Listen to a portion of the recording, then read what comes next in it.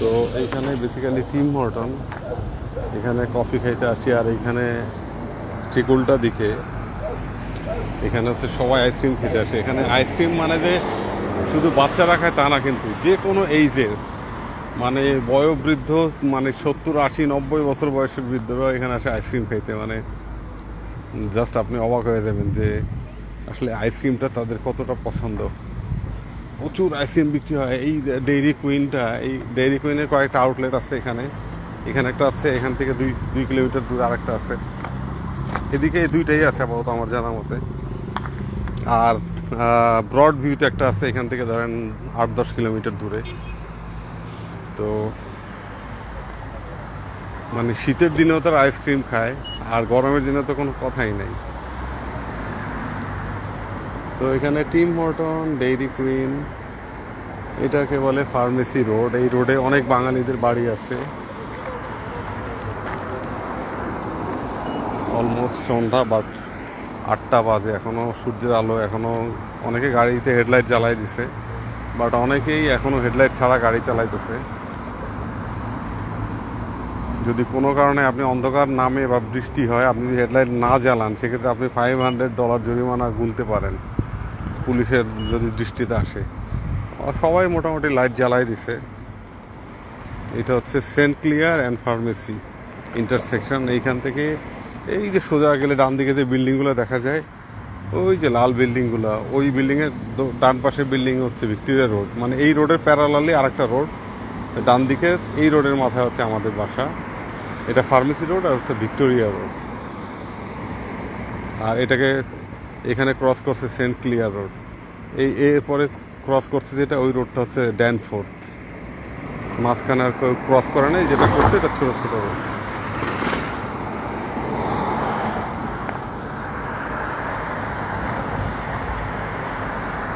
এখানে আপনি দুইটা জিনিস দেখবেন, সেটা হচ্ছে স্নো মানে সাদা, আর দেখবেন সবুজ বা বিভিন্ন রঙের কত রকমের ফুল, কত ধরনের।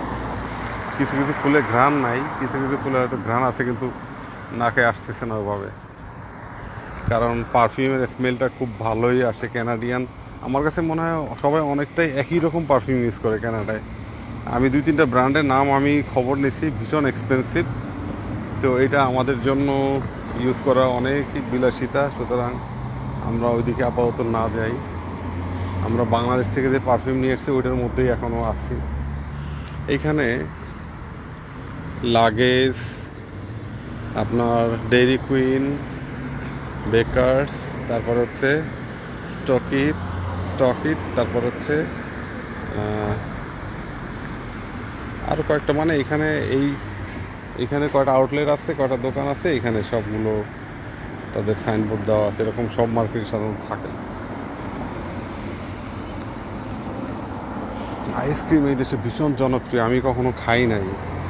ইভেন টিম হর্টনে আইসক্রিম পাওয়া যায়, ম্যাকডোনাল্ডসে আইসক্রিম পাওয়া যায়, ম্যাকডোনাল্ডসে তো অবশ্যই আইসক্রিম পাওয়া যায়, বা টিম হর্টনে সম্ভবত আইস কফি পাওয়া যায়। কিন্তু আমি কখনো আইসক্রিম টেস্ট করি নাই। আইসক্রিম আমার ভয় লাগে, খুবই ঠান্ডা।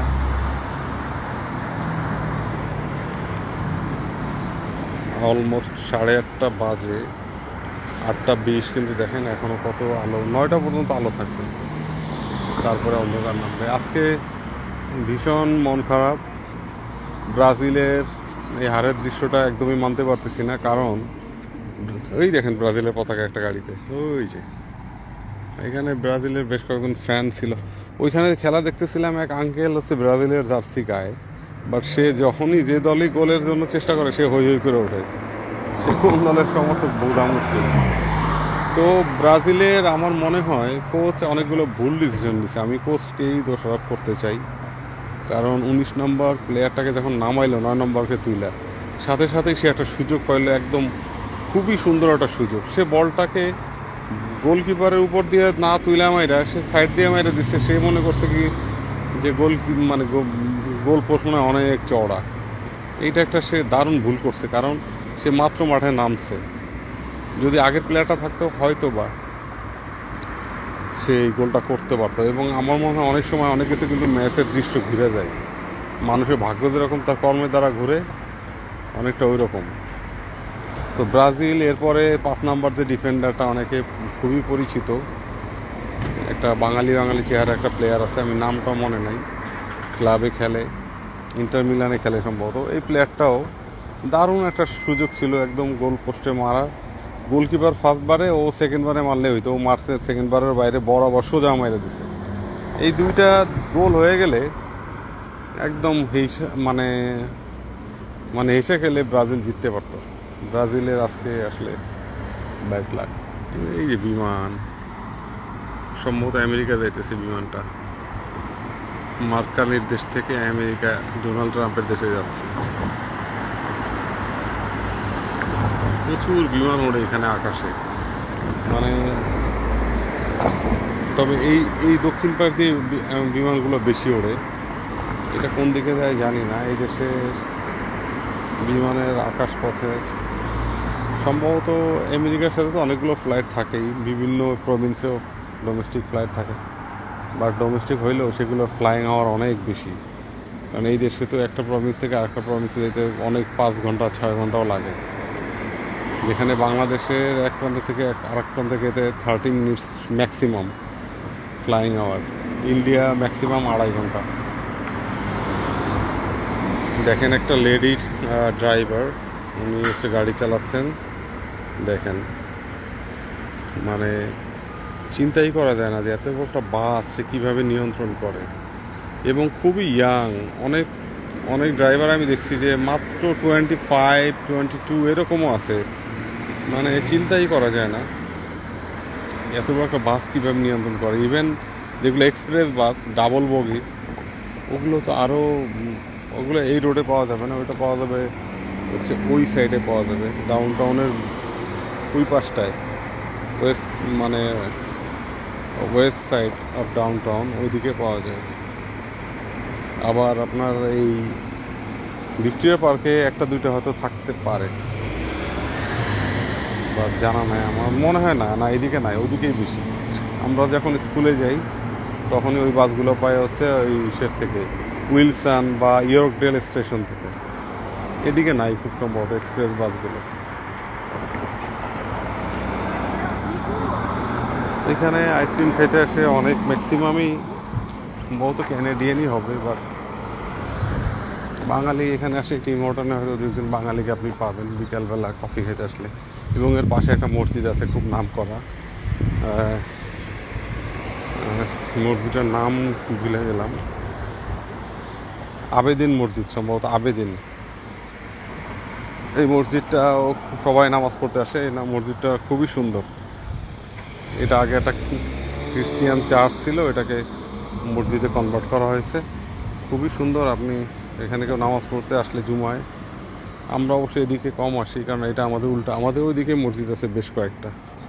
ড্যানফোর্থে আছে, ড্যানফোর্থ ইসলামিক সেন্টার আছে একটা, আমান মসজিদ আছে একটা, তারপরে হচ্ছে বাইতুল মোকাররম একটা আছে, যেটা আওয়ামী লীগের অফিসের পাশে। এটা হচ্ছে আপনার এই ড্যানফোর্থ আর হচ্ছে ওয়ার্ডন এর ইন্টারসেকশনের এখানে, যেখানে অনেকে চিনবে যে আড্ডা রেস্টুরেন্টটা আছে, আড্ডা রেস্টুরেন্টের সাথে। তো এই ফার্মেসি রোডে অনেক বাঙালিদের বাড়ি আছে। আমি একটা বাড়ি চিনি, আমার যে লয়ার তার বাড়ি হচ্ছে এই সামনেই, একটু সামনে।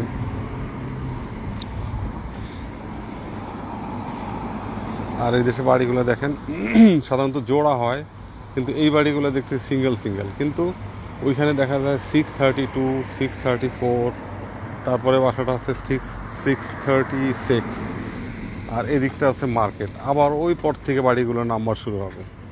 তো এইগুলোর বামে হচ্ছে জোড় আর ডানে হচ্ছে বিজোড়। আবার অনেক বাসা দেখবেন বাম দিকে বিজোড়, ডানে জোড়। আর অনেক বাসাগুলো আছে ডুয়েল, জোড়া দেওয়া বাড়ি। আর এই যে পার্কিংগুলো এই যে আলাদা। আবার অনেক বাসার নিচে বেসমেন্টেই পার্কিং থাকে, এবং এই বিল্ডিংগুলো প্রত্যেকটা বিল্ডিংয়ের নিচে কিন্তু বেসমেন্ট আছে, প্রত্যেকটা বাড়িতে বেসমেন্ট মাস্ট। এবং যেগুলো অ্যাপার্টমেন্ট ওগুলো তো অবশ্যই পার্কিং মাস্ট, 3-4টা লেয়ারের পার্কিং থাকে। এখানে বেসমেন্ট থাকার কারণ হচ্ছে স্নোর কারণে, কারণ নিচের রুমগুলো সাধারণত ওয়ার্ম থাকে স্নোর সময়। এটা একটা, আবার বাড়িগুলোও খুব মজবুত হয় খুব সম্ভবত, এবং কাঠের। দেখবেন বাইরের ইটের বা টাইলস থাকলেও ভিতরটা ম্যাক্সিমামই কাঠ, মানে ম্যাক্সিমাম ব্যবহার হয় কাঠের।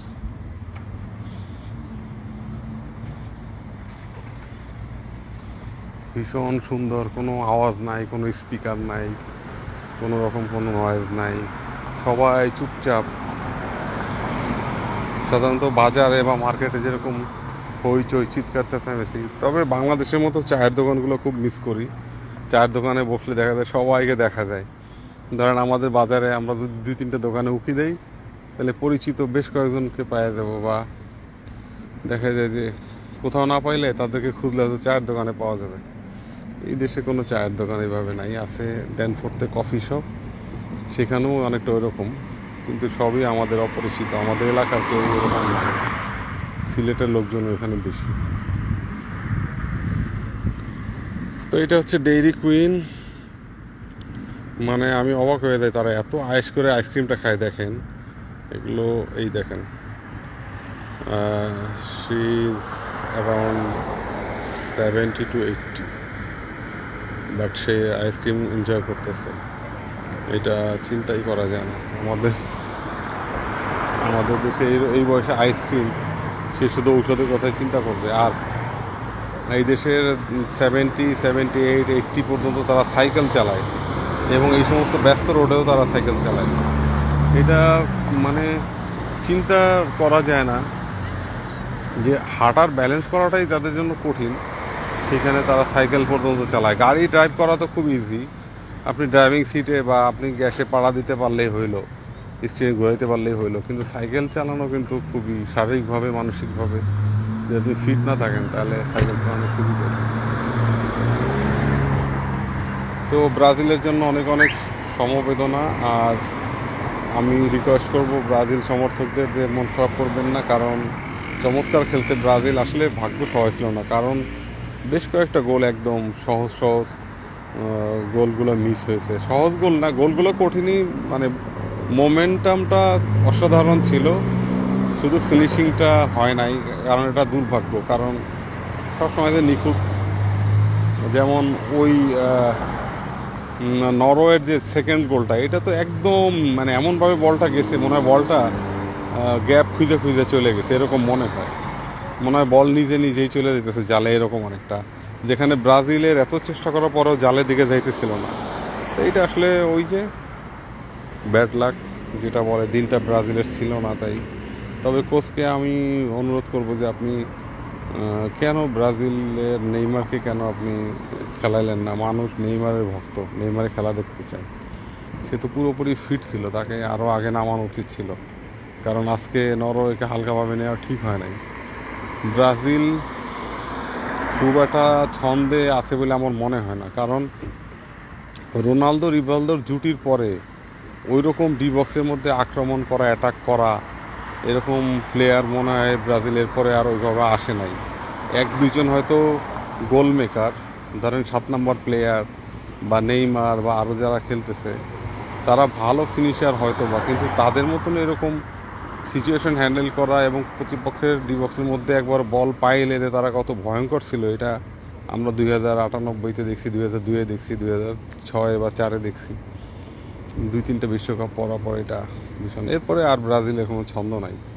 বাট আমাদের আর্জেন্টিনা দিন দিন তাদের উত্তরোত্তর সাফল্য দেখা দিতেছে। বাট কেপ ভার্দের সাথে যেভাবে খেলছে, তাতে একটু মানে ভয়ই পাইছি যে আসলে আর্জেন্টিনাকে খুবই টায়ার্ড লাগতেছিল। বিশেষ করে মেসি ফুল টাইম খেলাতে মেসিকে খুবই মানে একদম মনে হইতেছিল যে সে যে কোনো সময় হয়তো সে মাঠে শুয়ে পড়বে, এরকম একটা অবস্থা। তো সবার জন্য অনেক অনেক শুভকামনা ফার্মেসি রোড থেকে। এটা ফার্মেসি রোড কেন হয়েছে জানি না, এখানে কোনো ফার্মেসি নাই। আরেকটা জিনিস হচ্ছে, এই দেশে কোনো ফার্মেসি থেকে আপনি ঔষধ কিনতে পারবেন না প্রেসক্রিপশন ছাড়া। কোনো রকম কোনো ঔষধ আপনার কাছে সেল করবে না, যেটা মেডিসিন সেটা পারবেন না। ওই দোকানে যদি কোনো কসমেটিক্স টাইপের কিছু থাকে সেটা হয়তো আপনি কিনতে পারবেন। আর এই দেশের মেডিসিনের দোকান হচ্ছে শপার্স ড্রাগ বলে, আর ড্রাগ মার্ট, 2 ধরনের আছে। এটা খুব সম্ভবত সরকারি কিনা জানি না, তবে যারা এখানে ফ্রি ট্রিটমেন্ট পায় ডাক্তারের প্রেসক্রিপশন দেখালে তারা এখান থেকে চিকিৎসা ঔষধও সম্ভবত ফ্রি নিতে পারে, বাট বাট যে সমস্ত ডাক্তাররা আসলে প্রেসক্রিপশন লেখে তাদের ওইখানেই ফার্মেসি থাকে, সাধারণত ওই ওষুধগুলো ওইখানেই দেয়, ফ্রিগুলো ওইখানেই দেয়। তারপর যে এরকম হয় যেটা সে ফ্রি পাবে, তার ইন্স্যুরেন্স কাভার করবে, হয়তো তার কাছে সামহাও নাই, আউট অফ স্টক, সেই ক্ষেত্রে হয়তো অন্য যে কোনো শপার্স ড্রাগ থেকে আপনি ঔষধটা নিতে পারবেন ফ্রি, প্রেসক্রিপশন দেখালে দিয়ে দেবে, অথবা আপনাকে নিজের বাকিটা কিনে নিতে হবে। হয়তো কিছু ঔষধ আপনি ফ্রি পাইলেন যে ডাক্তারের ফার্মেসি থেকেই নিয়ে নিলেন, বাকিটা আপনি যে কোনো, কিন্তু ওই প্রেসক্রিপশন আপনাকে না দেখাইলে কোনো ঔষধ সেল করবে না। সে আপনার যতই পরিচিত হোক আর সেলস পারসন বাঙালি হোক বা অবাঙালি হোক, আপনার কোনো রিকোয়েস্টেই কাজ হবে না। তো সবাইকে অসংখ্য ধন্যবাদ। ব্রাজিলকে অনেক অনেক সমবেদনা, এবং আর্জেন্টিনাদেরকে বলবো যে এখনই উচ্ছ্বাসের কিছু নাই, কারণ অঘটন করতে আসলে সময় লাগবে না। Best of luck for next match Argentina. Thank you.